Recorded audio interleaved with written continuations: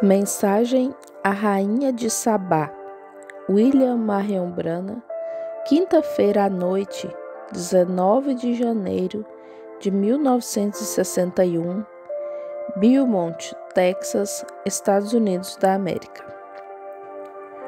Cheguei um pouco atrasado essa noite. Nos envolvemos em um engarrafamento e não conseguimos chegar a tempo. Mas geralmente eu me atraso. Não faz muito tempo eu estava falando em uma igreja dos Irmãos Unidos e o pastor se levantou e disse: "Quero apresentar a vocês o retardatário Sr. Branham." Bem, eu nasci um pouco atrasado.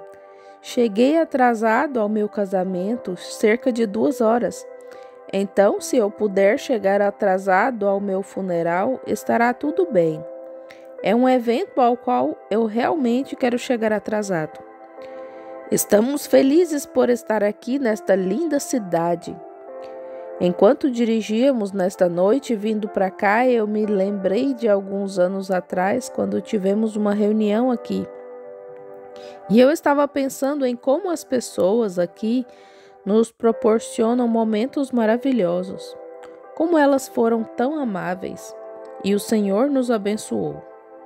E o irmão Bosworth estava conosco. Ele já atravessou o rio para o outro lado. Fui visitá-lo pouco antes de sua partida. Ele tinha, uns 100 anos de idade. Ele tinha voltado da África, onde havíamos sido missionários juntos. Eu lhe disse, quando ele estava... Fui correndo para sua casa. E lá estava o pequeno patriarca, deitado ali morrendo. Creio que se houve alguém que teve dignidade foi F.F. Bosworth. Ele foi um grande homem de Deus, um dos pioneiros. Ele veio para o Texas e ficou em uma cidade por 10 anos, estabelecendo 7 igrejas e com um avivamento. Nunca parou. Todos os dias, durante 10 anos seguidos, cada noite em algum lugar, realizando uma reunião aqui no Texas. Vocês sabem como ele partiu? Cerca de 1 hora antes de partir para cruzar o caminho, ele esteve dormindo por algum tempo, levantou-se, olhou para o quarto e disse: "Mãe." E por 1 hora inteira, ou talvez 2 horas, ele apertou a mão dos amigos que ele havia guiado a Cristo e que haviam partido há 50 anos, que haviam cruzado a barreira para o outro lado. Voltou e abaixou as mãos, cruzou-as assim, e foi ao encontro de Deus. Nunca esquecerei suas últimas palavras para mim. Ele disse: "Apresse-se, irmão Branham. Vá para o exterior bem rápido. É lá que os campos estão abertos." E ele disse: Eu perguntei: "Irmão Bosworth, o senhor não está doente?" Ele respondeu: "Não estou nem um pouco doente." Disse: "Chegou a minha hora. Já vivi minha vida." Eu interroguei: "De toda a sua longa vida para Cristo, qual foi o seu melhor momento, irmão Bosworth?" Ele respondeu: "Agora mesmo." Então eu disse: "O senhor se dá conta de que está partindo?" Ele respondeu: "Sim, mas irmão Branham, tudo o que vivi nos últimos 60 anos foi para Cristo, e a qualquer momento ele entrará por aquela porta para me levar para casa. Isso é o que eu estou... As vidas dos grandes homens nos lembram que também podemos tornar nossas vidas sublimes, e ao partir deixaremos para trás pegadas nas areias do tempo." Eu penso no testemunho dele e também penso em Paul Heider quando ele partiu. Quantos aqui conheceram Paul Heider? Muitos de vocês. Ele foi um grande homem de Deus lá na Califórnia. Eu costumava sentar aos seus pés quando era um garotinho. Ele e Lucas eram bem unidos, como eu e meu filho Billy. E quando Paul estava morrendo, o Instituto Bíblico Moody de Chicago enviou um quarteto para cantar para ele. Eles estavam cantando uma música meio lenta. "Mais perto, meu Deus, de ti." E Paul, se vocês o conheceram, ele sempre teve senso de humor.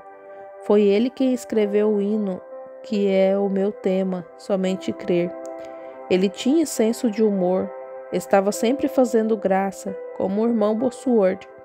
Então, enquanto cantavam "Mais perto quero estar", Ele se levantou da cama e disse: Ei, quem é que está morrendo aqui, eu ou vocês?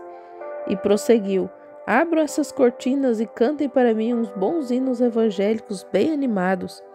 E então começaram a cantar: Lá na cruz onde meu Salvador morreu. Ele disse: Assim está melhor. E então perguntou: Onde está o Lucas? E Lucas não queria ver seu irmão morrer, então ele estava em outro quarto. E lhe responderam: Ele está no outro quarto.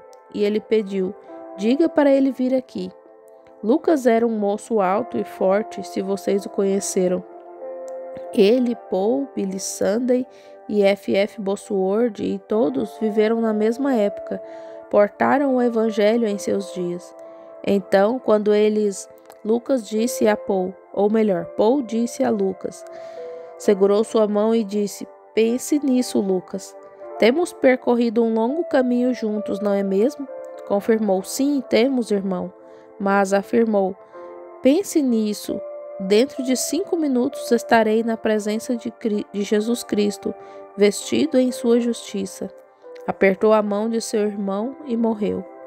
Creio que foi Balaão quem outrora disse: Deixe-me morrer como eles. Oh, estamos todos felizes por sermos cristãos, não estamos? Eu me pergunto para onde poderíamos olhar nesta noite se não fosse para Cristo? Que esperança teríamos? Onde poderíamos nos estabelecer? Onde poderíamos basear qualquer coisa como fundamento hoje fora de Cristo?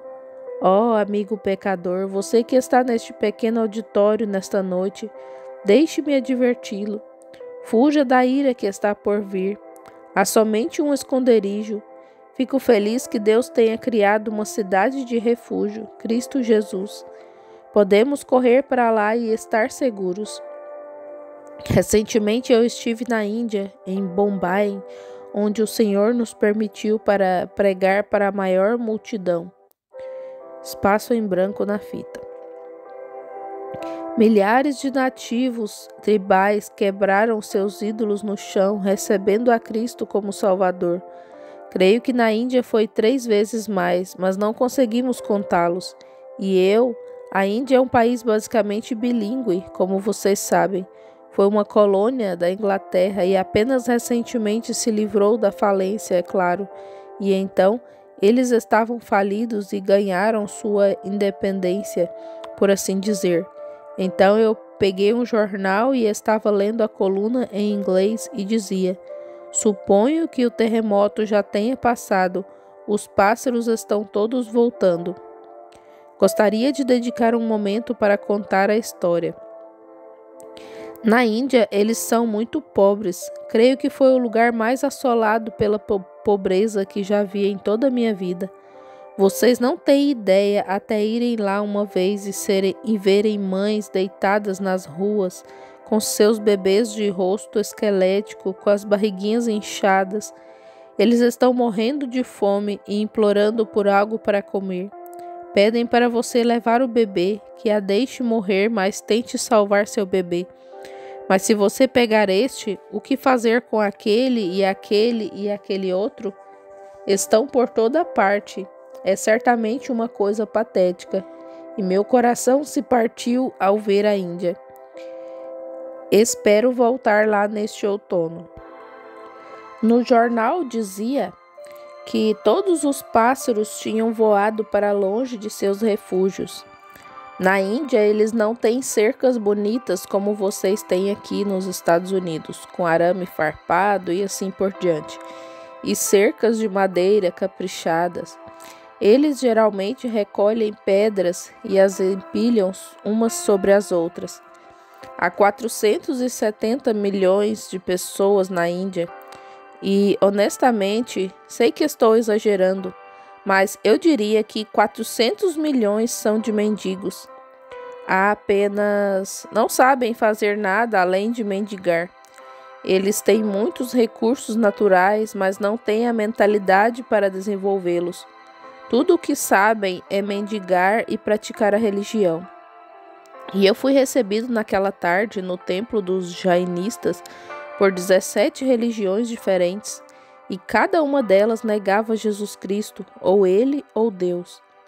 Então você pode imaginar como eles são. A maioria delas creem em reencarnação. Varrem as ruas por onde passam para não pisarem nem mesmo em uma pequena pulga ou numa formiga, porque pode ser a mãe deles que tenha retornado naquela forma ou algo assim. Agora, pregar um sacrifício de sangue para um povo como esse.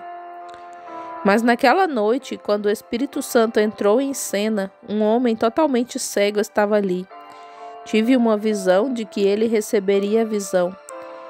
Eu disse: eu desafio cada um de vocês, muçulmanos e todos os demais, os jainistas, os sikhs, os budistas e todos os outros, a virem aqui e desenvolverem a visão a este homem.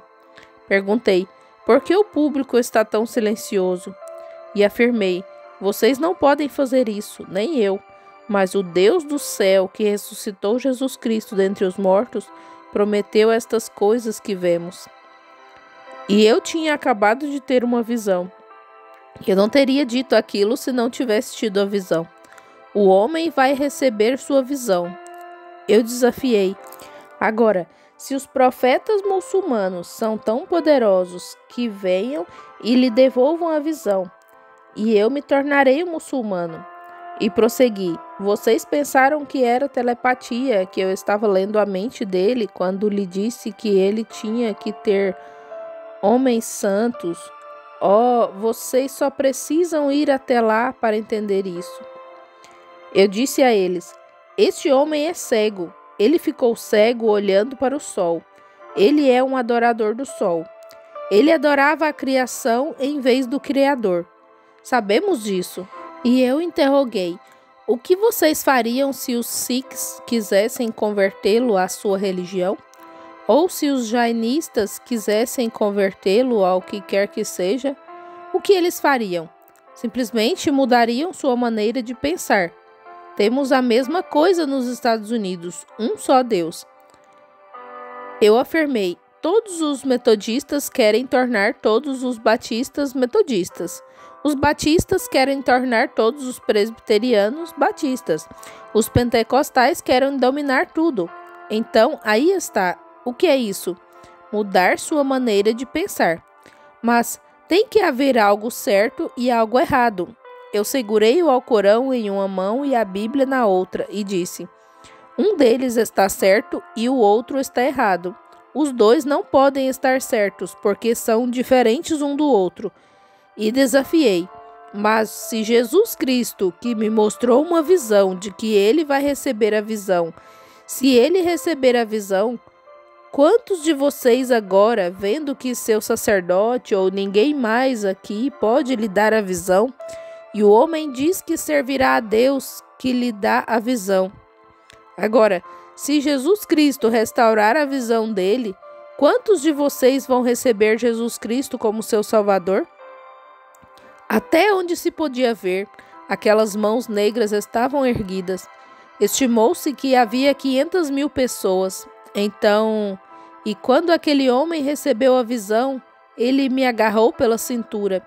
O prefeito de Bombay, e eu tinha o nome dele guardado há muito tempo em meu bolso, estava bem ali. E, bem, eles tinham uma milícia. Eles arrancaram meus sapatos e rasgaram os bolsos do meu casaco. Eles tinham 20 ou 30 pessoas. Esses guardas tentavam contê-las. E aquelas mulherzinhas passavam por cima dos guardas só para chegar perto de onde eu estava, me tocar e deixar o bebê chegar perto de mim, ou algo assim. Pense nisso. Eles tão famintos e sedentos por Deus daquele jeito, enquanto aqui nos Estados Unidos quase que se tem que pagar as pessoas para virem ouvir o Evangelho ou para irem à igreja na quarta-feira à noite. Isso é lamentável. Para terminar minha história, os passarinhos vão para esses ninhos, fazem seus ninhos nessas rochas e também o gado e as ovelhas saem dos campos e ficam à tarde à sombra desses muros para se protegerem dos raios quentes e diretos daquele sol tropical. E de repente os pássaros voaram para longe de seus ninhos e foram para os campos, para as árvores e arbustos, O gado saiu de perto das cercas. As ovelhas saíram para o campo e ficaram encostadas umas nas outras. Algo estava prestes a acontecer. De repente, veio um terremoto que derrubou todos os muros. Se os passarinhos tivessem permanecido em seus ninhos, teriam morrido. Se o gado e as ovelhas tivessem permanecido perto daqueles muros, teriam morrido. Eles ficaram lá por 2 dias, porque havia terremotos constantes, pequenos e grandes. Então, depois de um tempo, o gado e as ovelhas retornaram. Os pássaros retornaram aos ninhos que haviam deixado nas rochas e assim por diante. E os jornais anunciaram: isso é um sinal de que os terremotos acabaram. Agora, vejam, o Deus que guiou os pássaros, as ovelhas e o gado para dentro da arca é o mesmo Deus que pode guiá-los hoje. E ele o fez. E se um pássaro, um animal, por instinto, sabe como se afastar das grandes torres de Babel que estão prestes a cair, quanto mais os homens e mulheres nascidos de novo deveriam saber como fugir, apoiando-se uns nos outros. Se já houve um tempo em que deveríamos nos apoiar uns nos outros, é agora. Vamos nos unir, todos nós juntos, e permanecer unidos, porque as grandes torres deste grande sistema feito pelos homens vão passar, e um reino que não tem fim, um milênio, começará um dia destes.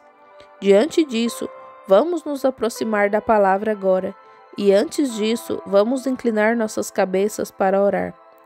Gostaria de saber, antes de orarmos, se há aqui algum homem ou mulher fora de Cristo que gostaria de ser lembrado nesta oração? Você levantaria a mão? Apenas diga: lembre-se de mim, irmão Branham. Deus te abençoe pela sua sinceridade. Isso é maravilhoso. Que Deus ouça. Deus os abençoe. 1 dúzia ou mais de mãos. Deus abençoe, senhora, lá no fundo. Deus vê suas mãos, com certeza. Deus te abençoe, Senhor.